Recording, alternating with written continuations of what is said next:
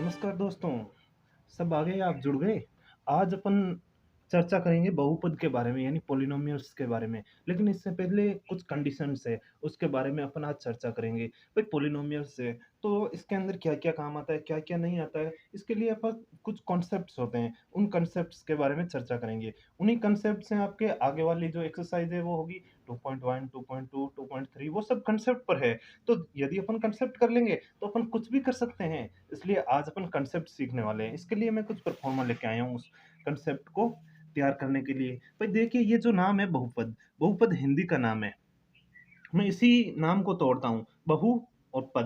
भाई देखिए ये कोई सास बहू वाली पद नहीं है। ये ये बहु अलग है और ये पद अलग है। तो ये 2 है।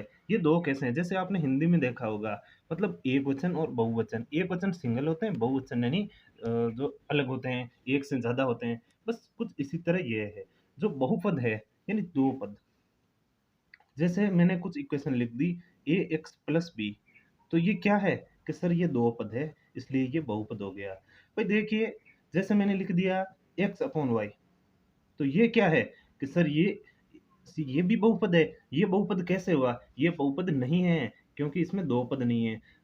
2 पद या बहुपद वही कहलाएगी जो ओनली प्लस और माइनस यानी एडिशन और सब्सट्रैक्शन इनसे अलग हो। क्या ये प्लस और माइनस से अलग हो रही है कि नहीं हो रही है? तो ये बहुपद नहीं है, ये आपके है एक पद। ये क्या हो गई? ये प्लस है बीच में, ये प्लस से अलग हो रही है दोनों, इसलिए ये हो गई आपके 2 पद। या इसको आप बहुपद भी कह सकते हैं। जो 2 या 2 से अधिक पद हो, वो आपके बहुपद कहलाती है।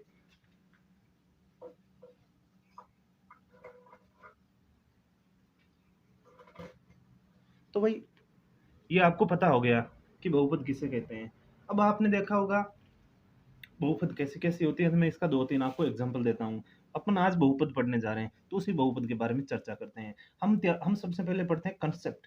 कंसेप्ट क्या होती है? यदि इसका तोड़ हमें मिल गया, तो तोड़ मिलते ही अपन कुछ भी आगे सॉल्यूशन करने के लिए तैयार हैं। तो दोस्तों आइए जुड़े रहिए, हम एंड तक इसके कंसेप्ट वो सारे पढ़ेंगे और सिर्फ़ कंसेप्ट से आपके सारे के सारे क्वेश्चन चुटकियों में सॉल्व होंगे। जो बहुपद है वो कैसी होती है? सर वो ऐसी होती है 2x माइनस थ्री। क्या ये माइनस से अलग होती है कि हाँ होती है? तो ये बहुपद हो गया।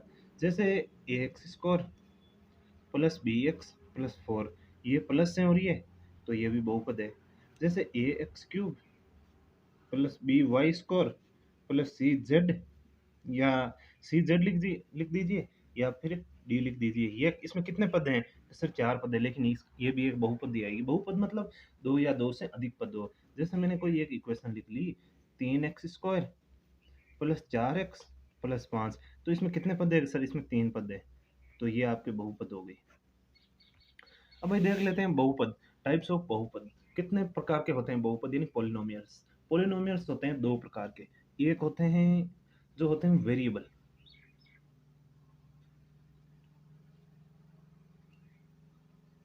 एक वेरिएबल हो गए, एक होते हैं आपके कांस्टेंट।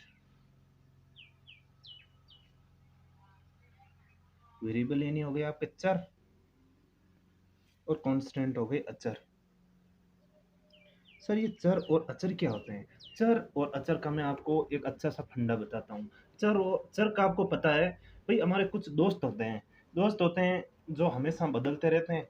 जैसे कुछ दोस्त होते हैं जो चालाक होते हैं। कभी-कभी अपन कुछ उनके साथ बैठते हैं, कोई बात करते हैं तो वो फिर थोड़ी देर में बदल जाते हैं, ऐसे भी दोस्त होते हैं। लेकिन कुछ दोस्त ऐसे होते हैं जो कभी बदलते नहीं हैं, हमेशा हमारा साथ देते हैं। जो जो दोस्त बदल जाते हैं बार-बार, जो अपना पाला अपने खेमे से दूसरे खेमे में चले जाते हैं, आप ये समझ लीजिए, वो होते हैं चर यानी वेरिएबल्स। और जो कभी नहीं बदलते हैं, हमारे बचपन से लेके आज तक हमारे पक्के दोस्त हैं, वो हो गए कांस्टेंट। तो ये अब इसकी अपन थोड़ी-सी इसके बारे में अपन लिख लेते हैं। भाई अपन ने पढ़ा कि जो कभी नहीं बदलते, जो हमेशा पक्के दोस्त होते हैं, वो होते हैं कांस्टेंट। तो ये लिख लीजिए, जो कभी नहीं बदलते, जो कभी नहीं बदलते या जिनकी वैल्यू एक जैसी हो,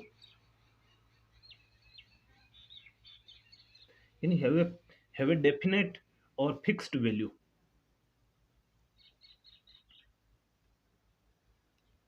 डेफिनेट या आप ये कह सकते हैं फिक्स्ड वैल्यू। फिर फिक्स दोस्त होंगे ना, अब वो फिक्स वैल्यू क्या होंगे दोस्त, जैसे आप समझ सकते हैं एग्जाम्पल के तौर पर -3 हो गए, 5 हो गए, 10 हो गए, 37 लिख लीजिए, पाई लिख लीजिए, ये सब आपकी कांस्टेंट हो गए। ऐसे दोस्त जो कभी कभी नहीं बदलते, वो कुछ ऐसे दिखेंगे आपको। वेरिएबल्स क्या होते हैं? नॉन स्टेइंग द सेम, जो वैल्यू जिनकी हमेशा वैल्यू बदलती रहती है, ऐसे लिख लीजिए नॉन स्टेइंग द सेम। ऐसे दोस्त जो बार बार बदलते रहते हैं, या ऐसे लिख दीजिए जिनकी वैल्यू बदलती है। इसके क्या एग्जाम्पल है? इसके एग्जाम्पल है जैसे x है, y है। क्या x कभी y हो सकता है? नहीं हो सकता। ये तो सब एक संख्याएं हैं, x y। जैसे कुछ l लिख दीजिए, b लिख दीजिए, लिख दीजिए, ऐसे कुछ भी आएगा जो अल्फाबेटिक होगा, वो आपके हमेशा वेरिएबल्स होंगे। और जो नंबर्स के रूप में आएगा वो हमेशा कांस्टेंट होंगे। तो इसमें क्या है कांस्टेंट? सर इसमें कांस्टेंट है ये, और ये दोनों क्या है? ये दोनों वेरिएबल्स है। ये 4 क्या है? ये 3 क्या है? और 5 क्या है? सर ये कांस्टेंट है। ये एक्स स्क्वायर क्या है? ये वेरिएबल्स है। यानी जो एक्स स्क्वायर है और ये एक्स है वो हो गए चर, और ये 3 4 ये 5 ये हो गए अचर। फिर एक सर के ये इसकी शर्त क्या होती है? पोलिनोमियल्स कैसा होता है? तो इसकी एक शर्त होती है कि एक पोलिनोमियल्स होता है जिसकी कुछ होती है कंडीशंस। अपन वो कंडीशंस जान लेते हैं। टर्म्स होती है कि पोलिनोमियल्स ऐसा होना चाहिए, कुछ टर्म्स वो ऐसी ही होती है। पोलिनोमियल्स एक तो कांस्टेंट होना चाहिए, यानी अचर होना चाहिए। पोलिनोमियल्स अचर मतलब ऐसा दिखना चाहिए थोड़ा सा, ऐसा नहीं कि उसमें अचर का कोई पद ही नहीं हो, तो वो एक बहुपद नहीं हो सकता। वेरिएबल्स भी होना चाहिए, यानी उसमें ये वैल्यू भी आनी चाहिए, तब वो एक पोलिनोमियल्स एक बहुपद बनेगा। नॉन नेगेटिव डिग्री, जो इसकी जैसे आप पोलिनोमियल्स है 2x⁻³ प्लस 4x प्लस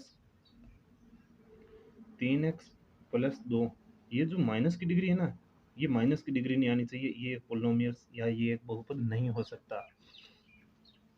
इनकी स्टैंडिंग फॉर्म है जो हमेशा या तो पावर इंक्रीज होनी चाहिए, जैसे यहाँ पे पावर देखो -3 फिर 2 फिर 1, ये नहीं हो सकता ना। या तो डिक्रीज हो रही है तो डिक्रीज, जैसे 2x प्लस 3x+1, तो ये पावर देख लीजिए आप इस तरह से इनकी पावर है जो डिक्रीज हो रही है, घट रही है ना। और यदि पावर अपन बढ़ाना चाहते हैं तो डिक्रीज या इंक्रीज एक स्ट्रिंग फॉर्म में होना चाहिए। एक इनकी डिग्री होती है हमेशा पॉजिटिव डिग्री होनी चाहिए, ये -3 डिग्री पॉजिटिव नहीं जा सकती, पॉजिटिव डिग्री होनी चाहिए। नॉन नेगेटिव मतलब पॉजिटिव डिग्री। ये इस तरह से कुछ पॉलिनोमियल्स होता है। तो आइए आपको, मुझे उम्मीद है आपने पॉलिनोमियल्स काफ़ी सीख लिया होगा कि एक बहुपद कैसा होना चाहिए, यानी बहुपद ये भी प्लस और माइनस से हमेशा अलग होगा, कुछ ऐसी अपन ने शर्त पड़ी है। अब अपन नंबर 2 चैप्टर में चलते हैं। नंबर 2 चैप्टर में क्या कहता है? अपन एक कंसेप्ट और ढूंढ रहे हैं। भाई कंसेप्ट क्या ढूंढ रहे हैं? कंसेप्ट की एक शर्त होती है, वो क्या है वो अपन पढ़ रहे हैं। यानी ax² plus bx plus c is a polynomials where a b c are real number and all the exponents of ax all the exponents of x are non negative degrees. समझ गए? x² plus bx plus c एक बहुपद है जहाँ a b c वास्तविक संख्याएं, यानी कोई रियल नंबर है, a b और c वास्तविक संख्याएं, और सभी पूर्णांक की घात धनात्मक है। ये एक पोलिनोमियल्स की शर्त होती है, ऐसा होना चाहिए पोलिनोमियल्स। Types of polynomials. अब अपन देखते हैं पोलिनोमियल्स कितने प्रकार के होते हैं। भाई पोलिनोमियल्स का अपन ने पता लगा लिया, जो ऐसा होगा जो इन शर्तों को पूर्ण करेगा वो एक बहुपद होगा। पोलिनोमियल्स से नहीं, ax² plus bx plus c एक बहुपद है जहाँ a b c तीनों वास्तविक संख्याएं होगी, यानी यहाँ पर कुछ भी रियल नंबर होगा और उसका,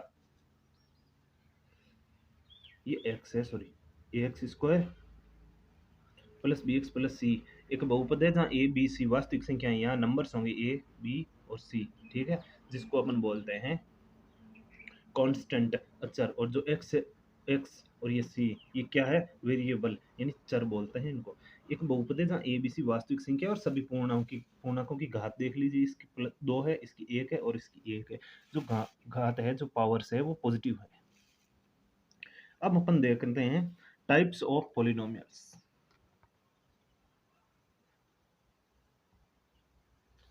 पॉलिनोमियल्स कितने प्रकार के होते हैं? तो पदों के आधार पर अपन पॉलिनोमियल्स का एक प्रकार है वो पढ़ते हैं, types of polynomials on the basis of terms, यानी पदों के आधार पर बहुपद के प्रकार वो होते हैं, एक मोनोमियल यानी एक पद, एक बायोनोमियल्स, एक होते हैं ट्राइनोमियल्स, बायोनोमियल्स और मोनोमियल्स, एक पद, द्विपद और त्रिपद।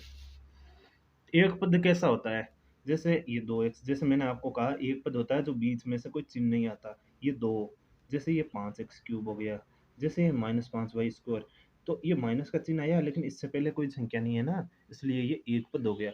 द्विपद जिसको p of x is equal to x square minus x, यानी ये देख लीजिए ये माइनस से आपके डिफाइन होता है, मतलब अलग होता है माइनस से। ये y³ 3 माइनस एक, ये माइनस से अलग हो रहा है, तो ये क्या हो गया, द्विपद। ये क्या गया, ट्राइनोमियल्स, त्रिपद, p of x is equal to X plus X square plus 5, ये पाई है मान, तो इसमें कितने पद है, तीन पद है, 1 2 3, इसमें इसमें कितने हैं, √2 प्लस एक्स स्क्वायर। भाई देखिए पावर या तो घटनी आनी चाहिए या पावर बढ़नी आनी चाहिए, तो इसमें पावर देखो घट रही है ऐसे, ये भी आपका हो गया त्रिपद। या जैसे ऐसे ऐसे लिख दीजिए x² प्लस 2y+3, ये भी, इसमें कितने पद हैं, एक पद, दो पद, तीन पद, ये भी आपका ट्राइनोमियल्स हो गया। अब अपन बात करते हैं, अपन ने पदों के आधार पर तो देख लिया, अब अपन डिग्री के आधार पर देख लेते हैं, यानी type of polynomials on the basis of degree. Degree या एक्सपोनेंट्स एक ही बात होती है, डिग्री या घात के आधार पर पदों के बहुपदों के प्रकार, जैसे लीनियर पॉलिनोमियल्स से रेखिक बहुपद, p of s is equal to linear polynomials की जो पावर होगी रेखिक बहुपद की पावर वो हमेशा एक होगी, ये इसकी एक ट्रिक है, ये खास बात है। 4x⁻1 + 5, जैसे 2y, ये चाहे दो पदों में भी हो सकता है, पदों के आधार अपन ने देख लिए, ये दो पदों में भी हो सकता है, ये तीन पदों में भी हो सकता है। 2y⁻1 t⁻1 + √2 एक पद में है ना। क्वाड्रेटिक यानी द्विघाती, p of x is equal to 2x², का इसमें दो घाते हैं, इसमें भी देख लीजिए दो घाते हैं, तो ये आपके हो गया द्विघाती यानी क्वाड्रेटिक। एक अपन देख लेते हैं क्यूबिक यानी त्रिघाती, p of x is equal to, इसमें देखिए तीन घात है, इसमें भी तीन घात है, इसमें भी, ये एक ही है देख लीजिए, ये कितने भी पद 1 2 3 4 पद है, तो इसमें तीन घात, दो घात, फिर एक घात, फिर एक घात, घातें हैं जो देखो घट रही है यानी ये घातें डिक्रीज हो रही है। फिर जीरो, शून्य क्या होता है, यदि p ऑफ x की वैल्यू अपन जीरो रख देते हैं, यानी x की वैल्यू अपन ने 6 यहाँ पर जीरो रख दी, 6 जीरो 6 से मल्टीप्लाई होकर जीरो बनेगा, -0 0, p of x is equal to 0, यानी इसको अपन डिफाइन नहीं कर सकते, ये आपके सिलेबस में तो नहीं है लेकिन फिर भी मैं बता देता हूँ। पॉलिनोमियल्स का एक टाइप्स होता है जिनको अपन शून्य भी कहते हैं या जीरोस कहते हैं। अब जीरोस कितने बार लिखा वो आपके क्वेश्चन से ऐसा बन सकता है। तो भाई आइए अब अपन शुरुआत करते हैं हमारे नेक्स्ट बात की, क्या होते हैं बहुपद के हल। बहुपद के हल की अपन बात करते हैं।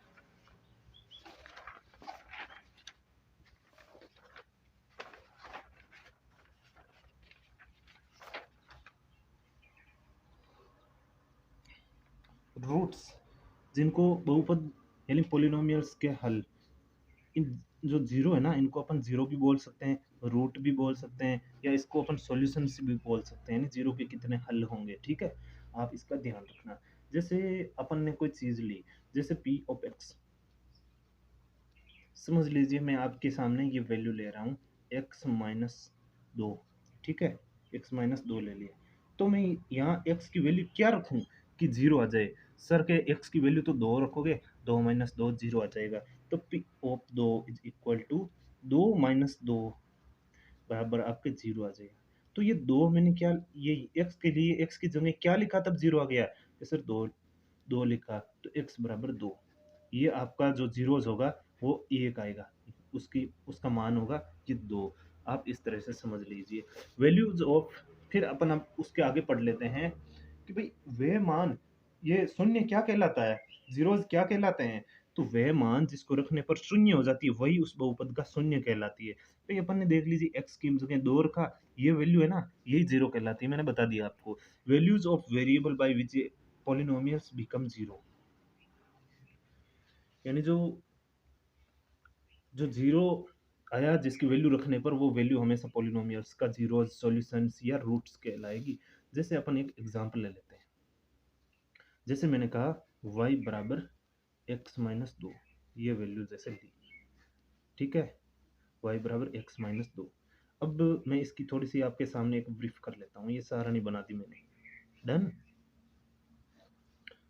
जैसे मैंने x की वैल्यू 1 ली है, y की वैल्यू क्या आएगी कि सर ये 1 माइनस 2, यानी सर माइनस 1 आएगी। जैसे मैंने इसकी वैल्यू 2 ली है, 2 माइनस 2 0 आ जाएगी, ये x है ये y है, अपन इस तरह से ले रहे हैं वैल्यू।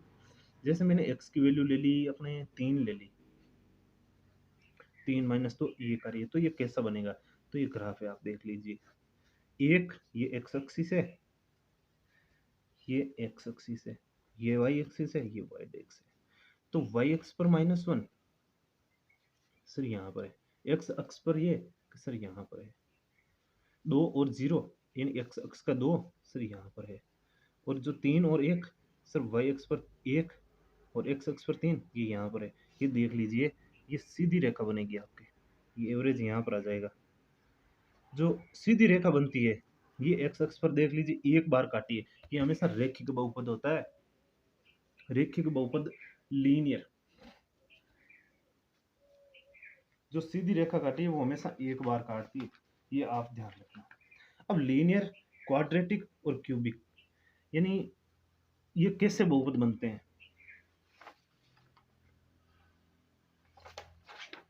ये एक बार अपन देख लेते हैं। यानी रैखिक बहुपद जो एक जगह काट, जिस एक जगह काटेंगे, जैसे ये यहाँ पर है तो ये यहाँ पर काट दिए, एक्स अक्ष को रैखिक बहुपद एक बार ही काटेंगे। जैसे क्वाड्रेटिक बहुपद हो गया, इसको आप एक या जीरो यहीं पर ही काटेगा, ये क्वाड्रेटिक बहुपद हो गया ना, वो उसे कहते हैं द्विघाती या द्विपद या ऐसा कह सकते हैं, ठीक है, द्विघाती सॉरी, द्विघातिक बहुपद। तो वो कैसे काटेगा कि एक्स अक्ष को 2 बार काट लेगा, जिसकी पावर 2 होगी, वो जैसे अपने ऐसे कर लिया या ऐसे कर लिया या ऐसे कर, एक्स अक्ष को 2 बार, एक यहाँ से एक यहाँ से एक यहाँ से एक यहाँ से, बस 2 बार काट दिया भाई, ये तो इसको नहीं काटेगा। और क्यूबिक यानी त्रिघाती, जैसे ये है, इसको ऐसे कर लिया तो 1 2 और 3 जगह से काट लिया, तो ये हो गया त्रिघाती बहुपद। इसके शून्य कितने हो गए, 1 2 और 3, इसके शून्य कितने हो गए, 1 और 2, इसके शून्य 1 हो गए, बस इस तरह से। तो आइए अब अपन हमारी जो यूनिट 2.1 है वो कुछ इसी बेस पर आधारित है, वो आपकी स्क्रीन पर ये रही, यानी अपन एनसीईआरटी सॉल्यूशंस ऑफ क्लास 10 तो मैथमेटिक्स का चैप्टर 2 पॉलिनोमियल्स है, उसकी एक्सरसाइज 2.1 करने जा रहे हैं। The graphs of y is equal to P of x are given in the following figure. अपन फिगर देखेंगे उसमें कुछ दिखाया गया है, for some polynomials P of x, कुछ पॉलिनोमियल्स पी ऑफ एक्स के लिए find the number of zeros P of x in each case, हर केस के अंदर अपन को जीरोस फाइंड करना है। तो वही हिंदी वाले बच्चों के लिए भी एक बार रीडिंग कर लेते हैं। वो ये रहा आपकी स्क्रीन पर, बिल्कुल आप सभी को दिख रहा है। किसी बहुपद p ऑफ x के लिए y is equal to p of x का ग्राफ नीचे आकृति 2.10 में दिया गया है, यानी इस आकृति में दिया गया है। प्रत्येक स्थिति में p ऑफ x के शून्यकों की संख्या ज्ञात कीजिए। इनमें अपन को शून्यकों की संख्या ज्ञात करनी है, तो ये आप खुद भी कर सकते हैं। जैसे इसमें शून्यकों की संख्या क्या होगी, शून्यकों की संख्या क्या होगी कि सर ये कितने कितने, ये यहाँ से एक बार काट रहा है इसलिए इसकी शून्यकों की संख्या 1 होगी। फिर आ जाइए इस पे, इसमें शून्यकों की संख्या क्या होगी कि सर इसमें शून्याङ्कों की संख्या ये एक्स अक्ष को जितनी बार काटेगा केवल शून्याङ्कों की संख्या वो ही काउंट होगी। सर ये एक जगह से काट रहा है तो इसमें भी शून्याङ्कों की संख्या number of zeros equal to 1। इसमें कितनी होगी, एक जगह, ये दो जगह और ये तीन जगह, तो इसमें शून्याङ्कों की संख्या 3 हो जाएगी।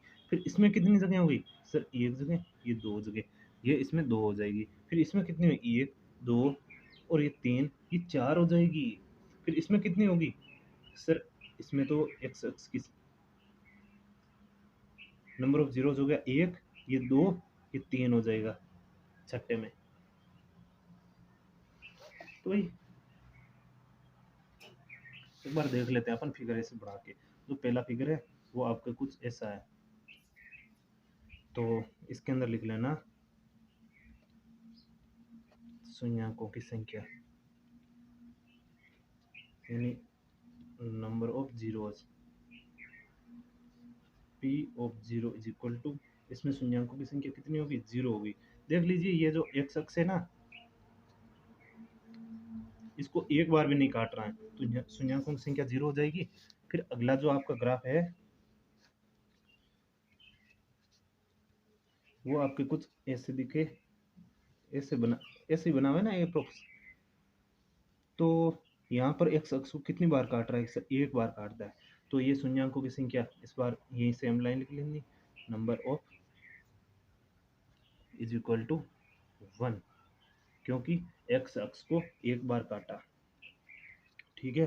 फिर नंबर 3 आपके क्वेश्चन क्या बन रहा है, ये कुछ ऐसा दिख रहा है, यानी ऐसे करके ये ऐसे है, यानी ये एक्स है, एक्स एक्सिस, ये वाई है, वाई एक्सिस। तो एक एक्स अक्ष को एक बार, दो बार, 3 बार काटा, तो नंबर ऑफ जीरोज इसमें कितने बन जाएंगे, 3 तीसरे में।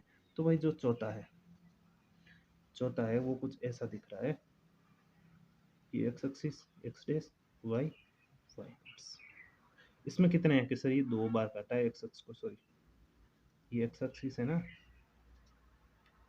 एक्स अक्ष को 2 बार काटा है, तो इसमें कितने होंगे। अब वही जो अपन ने पढ़ लिए 4, अब 5 और 6 ये एक बार मैंने बता दिए, लेकिन आप भी मुझे कमेंट करके बताओगे इनमें नंबर ऑफ जीरोज कितने। Thank you.